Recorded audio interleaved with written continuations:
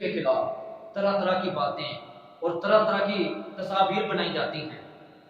تو یہ ساری چیزیں، یہاں تک کہ اکثر میں نے لوگ دیکھے ہیں کہ وہ اپنے لیڈروں کے بارے میں گالیاں بکتے ہیں، بری بےہودہ بکواس کرتے ہیں۔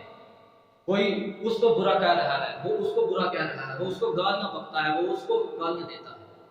یہ تمام چیزیں ہمیں، ہماری اخلاقیات، یہ اسلام ہمیں گالیاں دینا، بکواس کرنا، برا بھلا کہنا، اور پھر استغفر اللہ اپنے لیڈروں کی، اپنے بڑوں کی تصاویر کو بدلنا، اور یہاں تک کہ اس طرح تصاویر کو شکل دی جاتی ہے کہ جانوروں کے ساتھ اس کو منایا جاتا ہے۔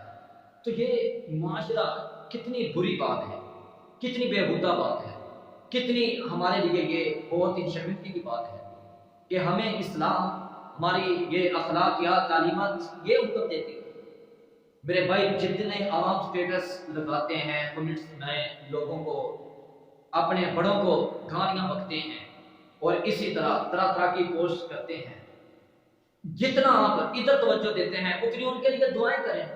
رمضان المبارک کا مہینہ ہے، بڑا بابرکت، بڑا رحمتوں والا مہینہ، اور خاص کر افطاری کے وقت تو ویسے بھی اللہ جلال اپنے بندوں کی دعا کو رد نہیں کرتے۔ اس ٹائم ان کے لیے دعا کیا کریں، ان کے ہدایت کے لیے، اپنے ملک پاکستان کے تحفظ کے لیے، امن کے لیے، سکون کے لیے دعا کیا کریں۔ اے اللہ پاکستان کے جتنے بھی دشمن ہیں ان کے شر سے پاکستان کو محفوظ رکھ۔ تو یاد رکھیں کہ حکومت کی جو ناکامی ہوتی ہے، حکومت کی ناکامی یہ کوئی مذاق والی بات نہیں۔ حکومت کا ناکام ہونا یہ پاکستان عوام الناس ہمارے سب کے لیے افسوس اور بڑی شرمندگی کی بات ہے، حکومت کا ناکام ہونا۔ کیونکہ جب 2-3 حکومتیں ناکام ہوتی ہیں، حکومت ناکام ہوتی ہے۔ جب 5-7 حکومتیں ناکام ہوتی ہیں تو سمجھیں پاکستان کے نظام پر اثر پڑتا ہے، نظام درہم برہم ہو جاتا ہے۔ اور جب ہر حکومت ہی ناکام ہونے لگے، جب ہر حکومت پر ہی طرح طرح کے جو الزامات لگیں، ہر حکومت ناکام ہو، ہر حکومت بری ہو، ہر حکومت کے خلاف اٹھنے والے اس حکومت کو ناکام کر دیں، تو پھر یہ ریاست پر اثر پڑتا ہے۔ ریاست کے جو تاثرات، ریاست کی ناکامی کے جو تاثرات ہیں وہ پیدا ہوتے ہیں۔ تو جب ریاست پر بڑا اثر پڑتا ہے تو پھر نظام، ریاست، عوام، ہر چیز جو درہم برہم ہو جاتی ہے، پھر ہوش نہیں آتی کہ کیا کرنا ہے کیا نہیں کرنا۔ بس ہم سب کو چاہیے کہ اپنے بڑے حکمرانوں کے لیے دعا کیا کریں۔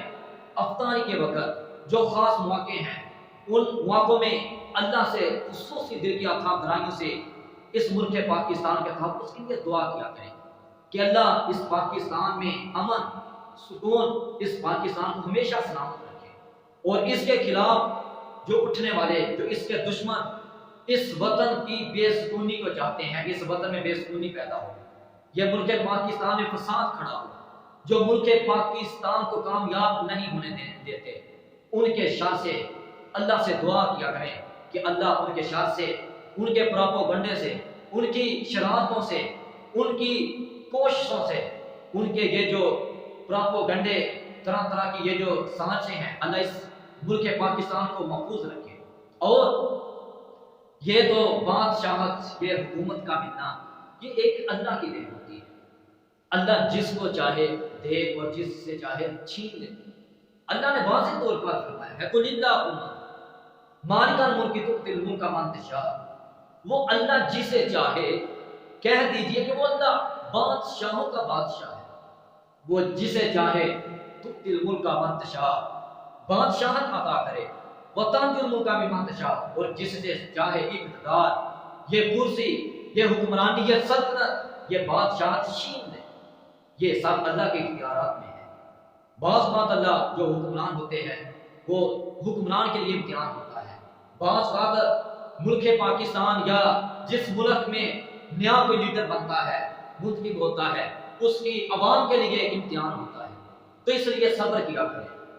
یہ مشکلات، یہ مصیبتیں، یہ تنگیاں، یہ دکھ تکالیف، یہ دردیں، یہ بیماریاں، یہ رکاوٹیں، آپ کو پتا ہے یہ زندگی کا حصہ ہے، یہ امتحان ہے. کیونکہ زندگی آزمائشوں کا گھر ہے، یہ زندگی مصیبتوں کا گھر ہے، یہ کوئی آرام دہ نہیں، یہ کوئی عیش و عشرت کا گھر نہیں. یہاں تو بیماریاں، مصیبتیں، بڑی بڑی تکلیفوں، بڑی بڑی رکاوٹوں کا سامنا کرنا پڑے گا. تو یہ اللہ کے امتحان ہوتے ہیں. اس پر ہمیں کیا کرنا چاہیے؟ صبر کیا کریں. صبر کے ساتھ نماز، اور نماز کے ساتھ ساتھ اللہ کی بندگی کے ساتھ ساتھ اس اللہ سے اس امن کے لیے، سکون کے لیے، پاکستان کے تحفظ کے لیے دعا کیا کریں. اور وَتُعِزُّ مَن تَشَاءُ وَتُذِلُّ مَن تَشَاءُ، جب بادشاہت ملتی ہے یا اللہ چھین لیتے ہیں، یہ عزت، یہ ذلت اس اللہ کے ہاتھ میں ہے. بڑے بڑے طریقے انسانیت کا مطالعہ کر کے دیکھو، پوری سرزمین پر، پوری دنیا پر حکومت کرنے والے بڑے بڑے فرعون جیسے، بڑے بڑے قارون جیسے، نمرود جیسے گزرے، ان کی حالات زندگی پڑھ کر دیکھو. کسی کو اللہ نے پھر مدینہ میں، تاریخ اسلام میں، حضرت ابو بکر صدیق رضی اللہ عنہ، حضرت عمر فاروق رضی اللہ عنہ کا دور خلافت، ان کا اقتدار، ان کی جو بادشاہت تھی، ان کی حکمرانی، حضرت عثمان کا دور پڑھ کے دیکھو، حضرت علی المرتضیٰ، حضرت امیر معاویہ رضی اللہ عنہ، کہ یہ عزت، یہ ذلت اللہ کے ہاتھ میں ہے. کسی کو اللہ صرف بادشاہت عطا کرتے ہیں، اور کسی کو اللہ بادشاہت کے ساتھ عزت بھی دیتے ہیں، اور کسی کو اللہ بادشاہت کے ساتھ ذلت دیتے ہیں، اس کی عزت نہیں ہوتی. یہ اللہ کی دین ہے. کسی کے پاس عزت ہے، کسی کے پاس ذلت ہے، کسی کے پاس بادشاہت اور عزت ہے، کسی کے پاس بادشاہت اور ذلت ہے، کسی کے پاس کچھ بھی نہیں. یہ سب اللہ کے اختیارات میں. ابو بکر صدیق رضی اللہ عنہ کا دور خلافت، ان کی حالات زندگی کہ کیسی حکمرانی اور کیسی عزت. جب حضرت ابو بکر صدیق رضی اللہ عنہ کا دور آیا، 11 لاکھ مربع میل تک یہ اسلام پھیل چکا تھا. اب دیکھیں ان کے بعد اگلا جو دور حضرت عمر فاروق رضی اللہ عنہ، 22.5 لاکھ مربع میل تک اسلام پھیل گیا. حضرت علی المرتضیٰ رضی اللہ عنہ کا 44 لاکھ مربع میل تک یہ اسلام پھیل گیا.